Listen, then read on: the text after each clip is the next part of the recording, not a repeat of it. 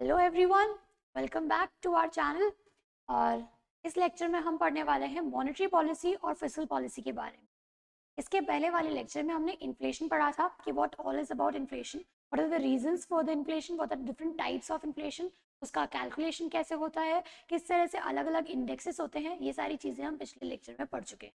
ये उसी का कंटिन्यूएशन है, that means it is part 2 of inflation. Fine. अब इसमें इन्फ्लेशन को कंट्रोल करने के लिए किस तरह से डिफरेंट मेजर्स को यूज किया जाता है, this lecture is all about that. Fine. If you are finding कि जो इन्फ्लेशन है, आरबीआई जो रेपो रेट इंक्रीज डिक्रीज करता है, जो आरबीआई का रोल प्ले है, वो सारी चीजें होती कैसे है, तो दिस इज योर प्लेस। आपको इसी लेक्चर में सब कुछ मिलेगा कि इन्फ्लेशन के वो कौन से मेजर्स हैं जिनकी वजह से आरबीआई क्रेडिट को कंट्रोल करने में सक्सेसफुल होता है। तो starting with the first thing जो आप स्क्रीन पर देख सकते हो, मॉनेटरी मेजर्स दे रखे हैं और फिस्कल मेजर्स दे रखे हैं। ये मॉनेटरी मेजर्स बहुत सारे हैं, repo rate, reverse repo rate, fixing margin requirements, then this open market operation, bank rate, CRR and SLR. ये सारे हैं monetary measures. When you are talking about fiscal measures, public expenditure and taxation policy. तो fiscal measures और monetary measures में difference क्या है और क्यों इनको अलग अलग कैटेगराइज कर रखा है? मॉनेटरी मेजर्स जो होते हैं वो सब कुछ आरबीआई के थ्रू कंट्रोल होते हैं, but when you are talking about fiscal policy, तो यहाँ फिस्कल पॉलिसी की जब भी बात होती है, that means government of India के हाथ में कुछ ना कुछ एक्शंस होते हैं जिसकी वजह से वो मार्केट में क्रेडिट को इंक्रीज कर सकते हैं और डिक्रीज कर सकते हैं। इन्हीं सब के बारे में पढ़ेंगे कि आरबीआई का क्या रोल है और गवर्नमेंट का क्या रोल है। तो दीज आर द टूल्स जो हम आगे पढ़ने वाले हैं। The first and the foremost thing that is monetary policy. Monetary policy के सारे टूल्स यहाँ पर दिए हुए हैं एज यू कैन सी, और इनमें से कुछ टूल्स के बारे में हम पहले पढ़ भी चुके हैं, not exactly in the form of tools, पर हमने टर्मिनोलॉजी वाली फर्स्ट क्लास में ये जरूर पढ़ा था कि रेपो रेट क्या होती है, रिवर्स रेपो रेट क्या होती है, देन एसएलआर क्या होता है, सीआरआर क्या होता है। तो अगर आपने वो लेक्चर नहीं देखा है तो it's a must thing for you to go and watch that video first. उसमें टर्मिनोलॉजी नाम का चैप्टर है, वो आपको पहले पढ़ना है, तभी आपको यहाँ आगे कुछ पिक्चर समझ में आए। फाइन।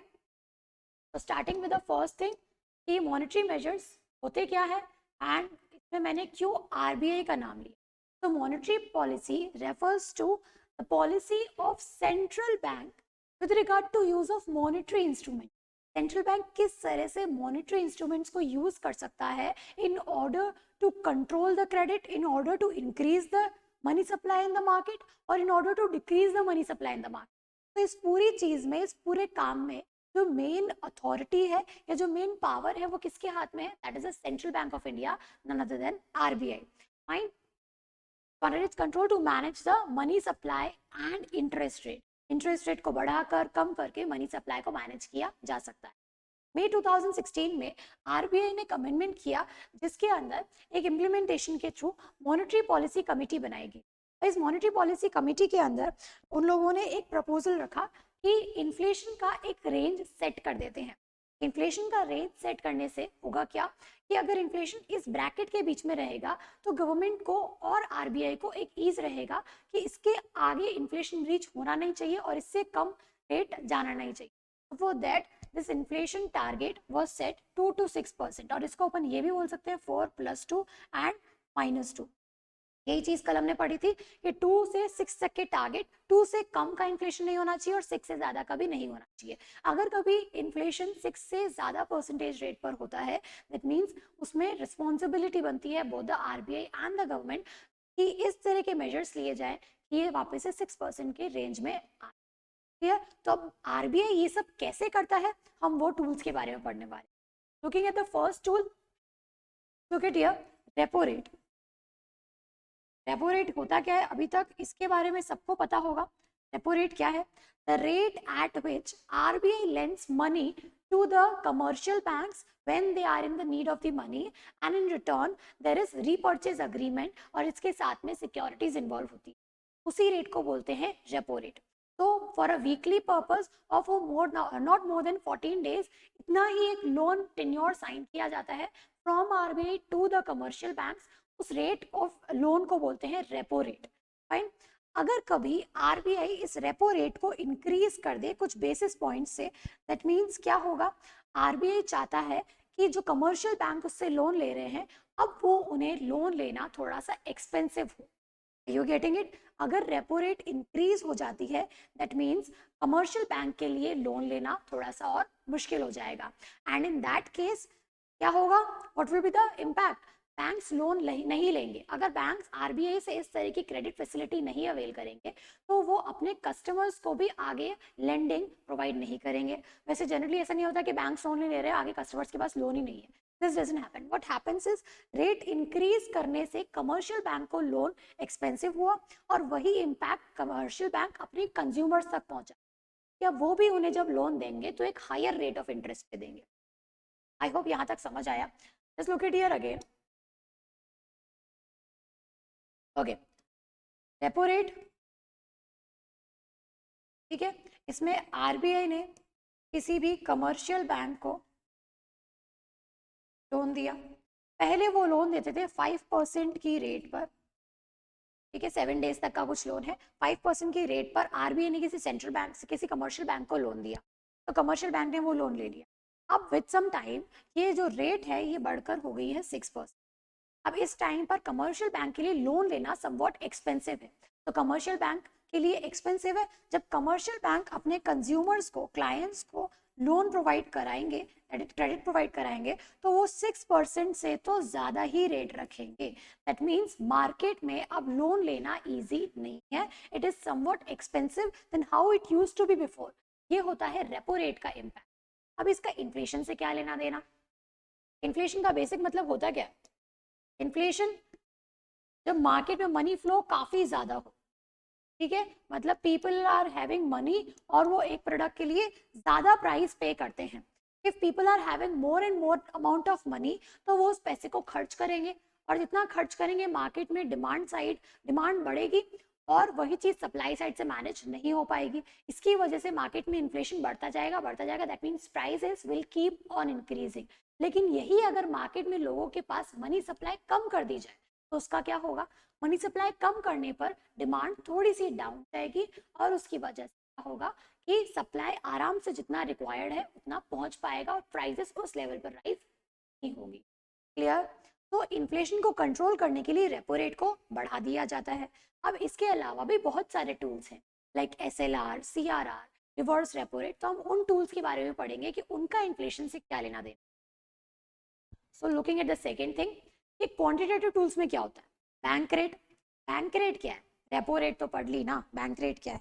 तो रेपो रेट में तो ये था कि आरबीआई ने कमर्शियल बैंक को लोन दिया, लेकिन बैंक रेट में क्या होता है? बैंक रेट में भी आरबीआई कमर्शियल बैंक को क्रेडिट प्रोवाइड कराते हैं, but at this point of time ये समवॉट मोर टेन्योर के लिए होता है और इसके अंदर कभी भी कोलैटरल्स इन्वॉल्व नहीं होती है। ये हमने टर्मिनोलॉजी वाला चैप्टर में पढ़ा था। दोनों में डिफरेंस है।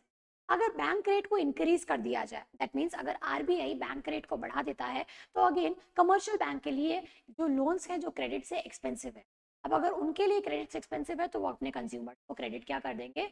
और ज्यादा एक्सपेंसिव प्रोवाइड करवाएंगे। दैट मीन्स मार्केट में लिक्विडिटी कम हो जाएगी और इन्फ्लेशन कंट्रोल हो जाएगा। तो इन्फ्लेशन और बैंक रेट का क्या लेना देना? अगर इन्फ्लेशन है, इन्फ्लेशन को कंट्रोल करना है तो बैंक रेट को बढ़ाना पड़ेगा। बैंक रेट बढ़ाई तो इन्फ्लेशन अपने आप डाउन हो जाएगा। You getting it? Increase in the bank rate is going to control the inflation and money flow in the market. Fine.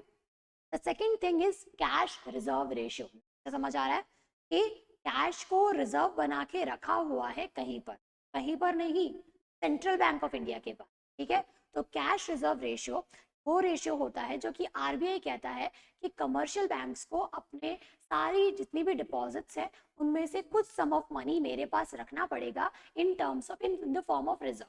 तो वो रिजर्व, अगर वो रिजर्व का जो रिक्वायरमेंट है वो परसेंटेज अगर बढ़ा दिया जाए तो बैंक्स के लिए अवेलेबल क्रेडिट कम हो जाएगा। What am I saying? Just listen to it. अगर किसी बैंक के पास 100 करोड़ रुपीस, ठीक है, आरबीआई ने बोला कि पहले आप कैश रिजर्व रेशियो रखा करते थे अराउंड 5 करोड़, ठीक है, क्योंकि अभी मार्केट में इन्फ्लेशन है तो I want all the commercial banks to keep around 10 crore with me because we need to just take back the liquidity. तो अब मैंने कितना कर दिया? अब मैंने, आरबीआई ने बोला कि मुझे 10 करोड़ का रिजर्व चाहिए, बट दैट मीन्स आपने जो पहले रिजर्व रिक्वायरमेंट रखा था अब उसको और ज्यादा बढ़ा दिया है। That means this is what is doing, this is done by RBI. तो आरबीआई अगर कैश का रिजर्व रिक्वायरमेंट बढ़ाती है तो वही चीज बैंक को आरबीआई के पास एक्स्ट्रा रखनी पड़ती है। दैट मीन्स बैंक के पास जो अवेलेबल क्रेडिट है, अब कस्टमर्स को देने के लिए कितना पैसा बचा, 90 करोड़ रुपीस। इस 90 करोड़ में से ही उनको क्रेडिट अवेल करवाना पड़ेगा। तो क्रेडिट कम अवेल करवा सकेंगे और कस्टमर से कम पहुंचा सकेंगे। तो मार्केट में यही तो एक टूल है इन्फ्लेशन को मैनेज करने का, क्रेडिट को कम करने का। इन्फ्लेशन के टाइम पर एक बात समझना, मनी फ्लो को कम करना होता है। इन्फ्लेशन बहुत ज्यादा अमाउंट ऑफ मनी सप्लाई होने के कारण होता है, जिसकी वजह से ज्यादा प्राइसेस पे की जाती हैं। फाइन, लेकिन what do we want at this time, हमें इन्फ्लेशन के टाइम पर मनी सप्लाई को अब कम करना है, ताकि मार्केट में वो प्राइसेस अपने आप डाउन चली जाए। तो कैश रिजर्व्स जितने कम हो, जितने ज्यादा होंगे, इन्फ्लेशन उतना बेहतर मैनेज हो सकेगा। तो आरबीआई अपने कैश रिजर्व की जो रिक्वायरमेंट है उसको इंक्रीज कर देता है और मार्केट से क्रेडिट को और कंट्रोल कर लेता है या स्क्वीज कर सकता है, ये हम कह सकते हैं। Next thing is statutory liquidity ratio. Statutory liquidity ratio is nothing but some kind of reserves, again जो कि कमर्शियल बैंक को रखने पड़ते हैं। But this time there is one difference. मैंने बोला सीआरआर जो है वो आरबीआई के साथ रखा जाएगा, but when you are talking about SLR, तो एसएलआर बैंक खुद अपने पास रखते हैं, लेकिन ये इंस्ट्रक्शंस उसे आरबीआई देता है कि आपको अपने बैंक का इतना जो सम है, जो टोटल डिपॉजिट्स है, उसका इतना अमाउंट गोल्ड रखना पड़ेगा, इतना अमाउंट बॉन्ड रखना पड़ेगा, इतना अमाउंट कैश रखना पड़ेगा। ये कंपोजिशन बैंक डिसाइड कर सकता है। क्लियर? तो वो अपने पास खुद कुछ रिजर्व रखते हैं। अगर यही रिजर्व रिक्वायरमेंट बढ़ा दी जाए तो मार्केट में क्रेडिट अपने आप कम हो जाए। Look at this. SLR is fixed by RBI. RBI ने ही फिक्स करा है, लेकिन it is kept with the bank. याद रखना, SLR is fixed by RBI, CRR is fixed by RBI, but CRR is kept with RBI and SLR is kept with the bank itself. दोनों में ये major difference है. And it is form of control over the credit growth in India. Increasing the SLR will control the inflation in the economy. जब जब SLR को बढ़ाया जाएगा तो मार्केट में आप इन्फ्लेशन को कंट्रोल कर सकते हैं, while decreasing the SLR will cause the growth in the economy. तो एसएलआर को कम करा, मार्केट में पैसा ज्यादा आप डिस्ट्रीब्यूट कर सकते हो, जितना ज्यादा पैसा डिस्ट्रीब्यूट करोगे उतनी डिमांड जनरेट कर सकते हो और इकोनॉमी को रन कर सकते हो, सर्कुलेशन ऑफ को बढ़ा सकते हो। दिस इज द वे आप एसएलआर को मैनेज कर सकते हो। The last but not the least this point is the reverse repo rate. Reverse repo rate क्या होता है? जब बैंक्स के पास एक्सेस अमाउंट ऑफ मनी हो और वो एक्सेस अमाउंट ऑफ मनी को आरबीआई के पास डिपॉजिट करना चाहें ताकि उन्हें कुछ रेट ऑफ इंटरेस्ट मिल जाए, तो उसे कहते हैं रिवर्स रेपो रेट। अब रिवर्स रेपो रेट और रेपो रेट, नाम सुनने में लग रहा है कि रेपो रेट का जो इम्पैक्ट था उसका जस्ट ऑपोजिट इसके साथ होगा। No, that doesn't happen. Reverse repo rate में बैंक्स को आरबीआई इंटरेस्ट पे करता है। Are you getting it? Give me a minute. Okay, reverse repo rate में आरबीआई ने, बैंक्स ने तो डिपॉजिट कराया आरबीआई के पास मनी और आरबीआई ने इन रिटर्न को क्या दिया? इंटरेस्ट दिया।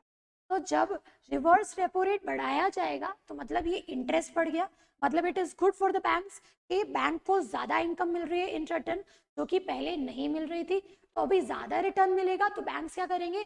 दे tend to deposit more with the RBI. RBI को क्या चाहिए कि मार्केट में से क्रेडिट फ्लो को कम करना है, मनी सप्लाई को कम करना है। अगर आरबीआई चाहता है कि कोई बैंक सॉरी कोई बैंक अपने कस्टमर्स को क्रेडिट ज्यादा प्रोवाइड ना करे, तो आरबीआई बैंक्स को अपनी तरफ अट्रैक्ट कर सकता है कि मेरे पास तुम्हें ज्यादा रेट ऑफ इंटरेस्ट मिलेगा, it is going to be more profitable for you, मैं अपनी रिवर्स रेपो रेट बढ़ा रहा हूँ। अब इसके बदले में बैंक्स क्या करेंगे?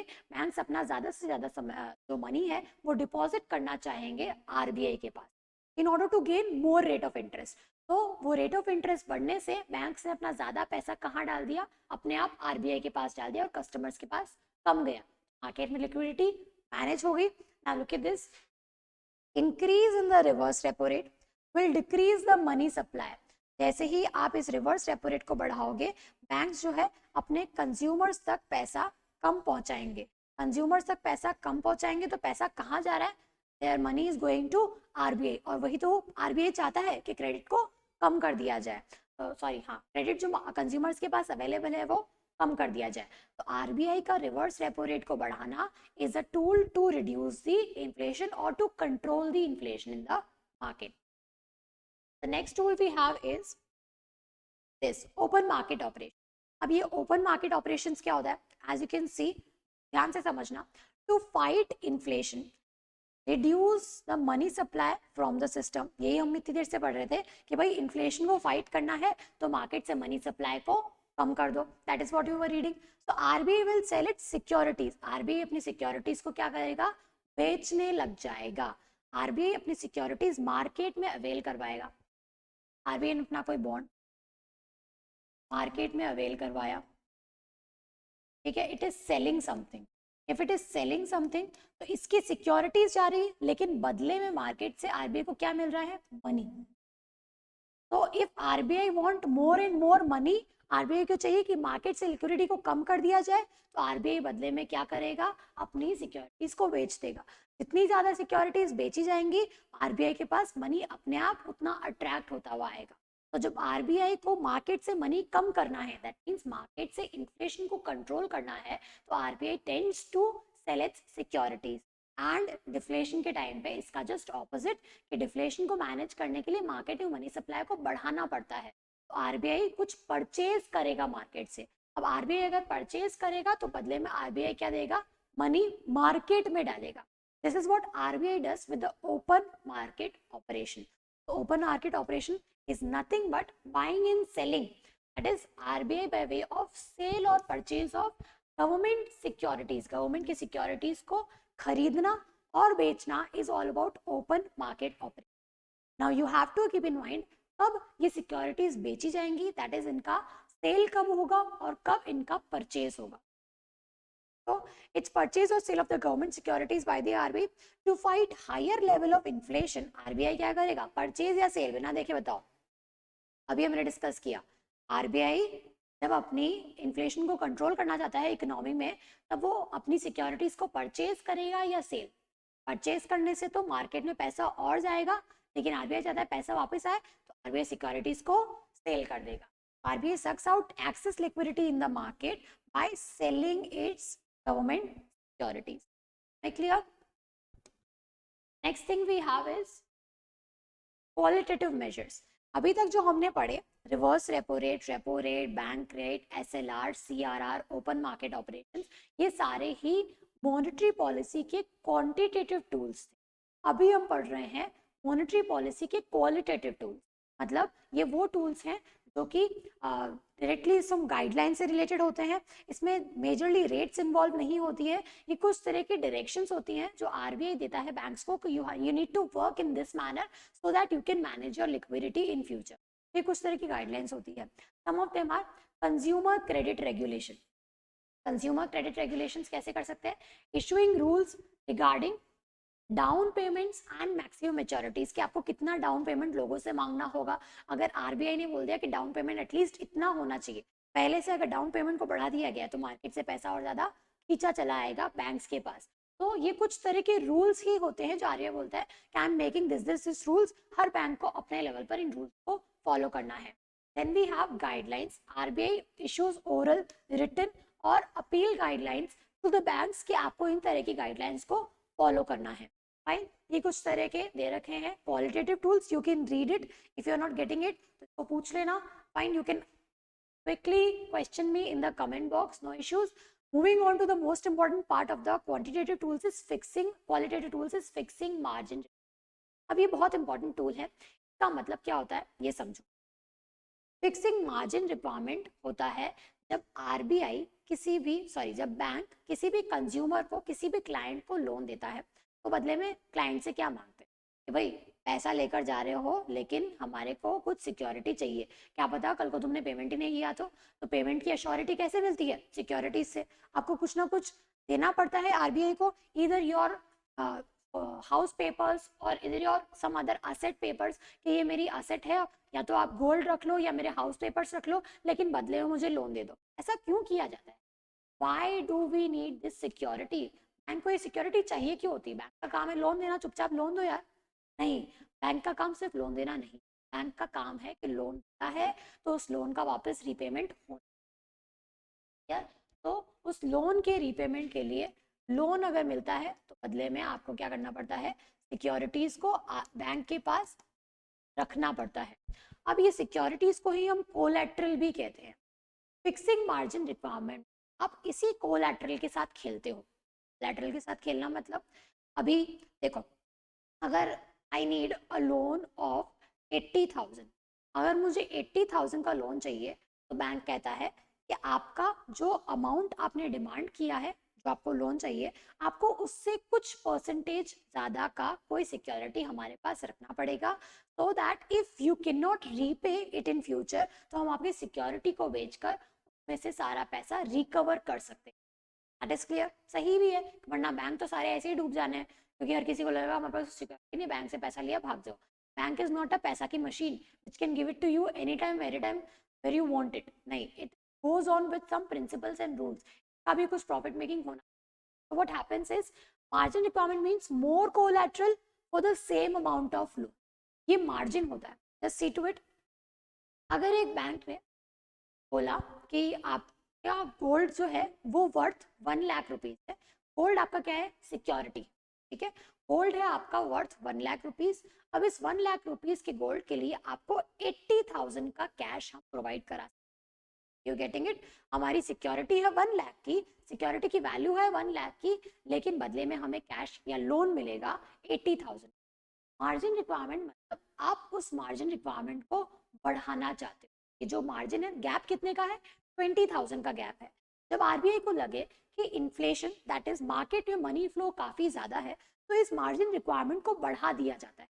ये मार्जिन रिक्वायरमेंट जितनी ज्यादा होगी, हाथ में अवेलेबिलिटी ऑफ कैश कम हो जाएगी। तो आरबीआई सेकंड केस में क्या कर रहा है, पहले 20% का मार्जिन था, फिर आरबीआई ने बोल दिया now we are increasing it to 30%, मतलब आपके 1 लाख के गोल्ड के लिए आपको अभी सिर्फ 70,000 रुपीज का कैश मिल सकता है। 1 लाख के गोल्ड की सिक्योरिटी के लिए अब हमें लोन मिलेगा सिर्फ 70,000 का, मतलब it has been increase to 10%। तो जब जब ये मार्जिन बढ़ाया जाता है, वो इसलिए बढ़ाया जाता है कि मार्केट में से कैश फ्लो को कम किया। क्लियर, यहाँ तक समझ आ गया आई गेस।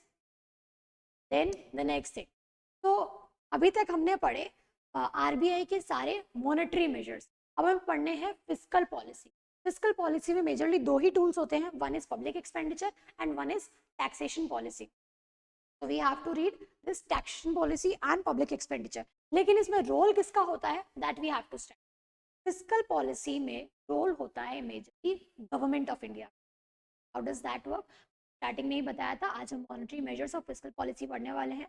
अभी तक जो हमने मॉनेटरी मेजर्स पढ़ा, बार बार मैंने एक चीज कही, आरबीआई ये करेगा, आरबीआई वो करेगा, RBI repo rate, RBI SLR, तो वहां पर हर चीज आरबीआई से एसोसिएटेड थी, या डिसीजंस कह सकते हैं कि आरबीआई के हाथ में।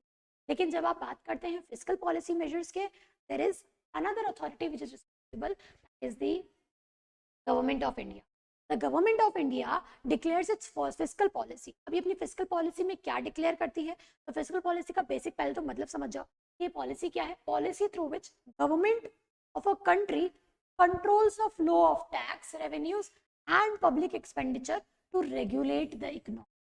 अब गवर्नमेंट का रोल कैसे होगा, गवर्नमेंट क्या क्या करती है मार्केट में, गवर्नमेंट इंफ्रास्ट्रक्चर क्रिएट करती है, ठीक है, गवर्नमेंट आपके लिए कोई ब्रिजेस या किसी भी तरह का कोई इंफ्रास्ट्रक्चर बिल्डिंग ये बना रही है, कुछ पार्क्स बना रही है, हॉस्पिटल्स बना रही है, स्कूल्स खोल रही है, तो ये सारा इंफ्रास्ट्रक्चर गवर्नमेंट ने क्रिएट करा है। मतलब जब जब गवर्नमेंट ऐसा करती है तो गवर्नमेंट मार्केट में पैसा खर्च करती है, या फिर गवर्नमेंट हमसे टैक्सेस लेती है।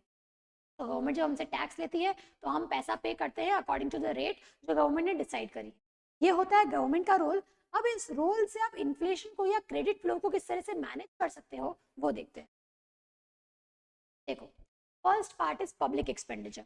पब्लिक एक्सपेंडिचर का मतलब होता है the money which is spent on the public, that is in the infrastructure purpose के लिए, डेवलपमेंट के लिए जिस तरह का खर्चा गवर्नमेंट ऑफ इंडिया कर रही है उसको हम बोलते हैं पब्लिक एक्सपेंडिचर, ठीक है। Public expenditure expenditure made by the government of the country. It can be building infrastructure like roads, houses, highways, railways, hospitals. जो भी गवर्नमेंट ने पैसा इन सब चीज़ों में लगाया है वो गवर्नमेंट का खुद का पैसा है, तो ये पैसा खर्च करना is called as public expenditure.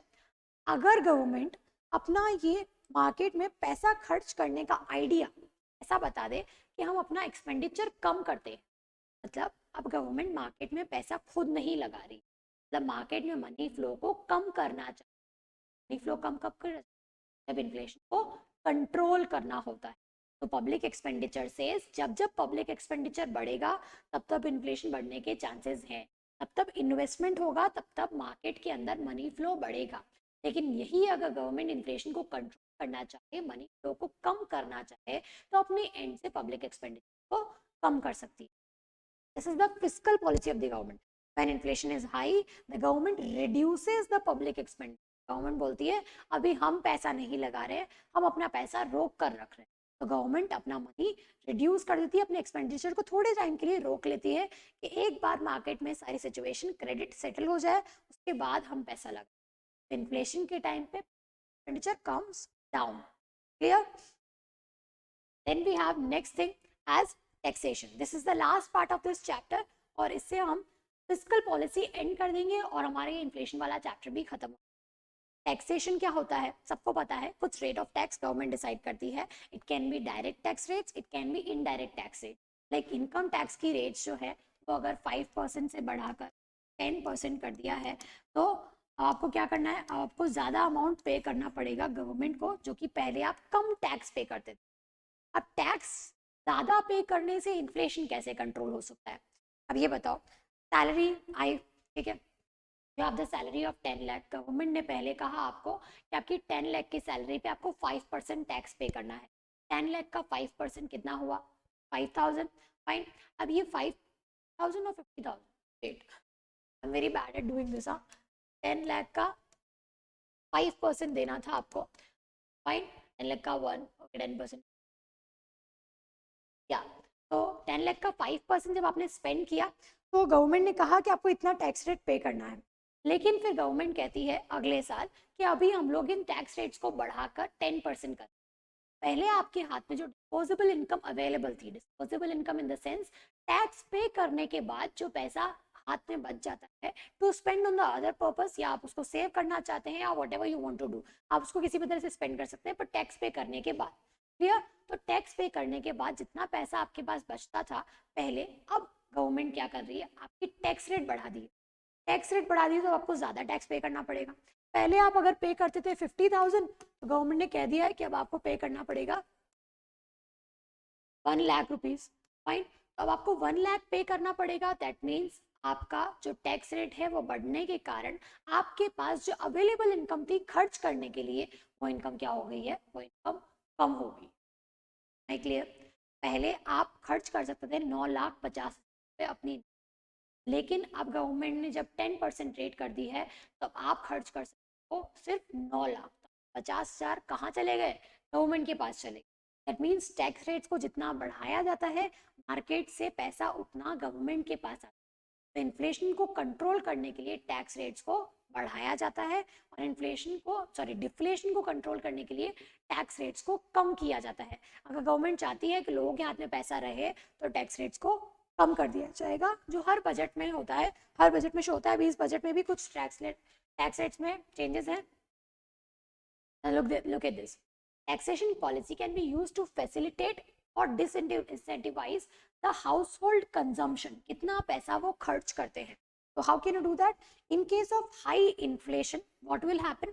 In case of high inflation, government may resort to increasing the personal tax or corporate. Inflation के टाइम पे टैक्स रेट्स को बढ़ा दिया जाता है। बस इतनी सी तो पिक्चर है, यही तो हमें जानना है। क्योंकि जितना ज़्यादा टैक्स रेट रहेगा, डिस्पोजेबल इनकम या कंजम्पशन कम कर पाएंगे हम, और जितना कम कर पाएंगे मार्केट से क्रेडिट अपने आप मैनेज हो जाएगा और कंट्रोल हो जाएगा। क्लियर?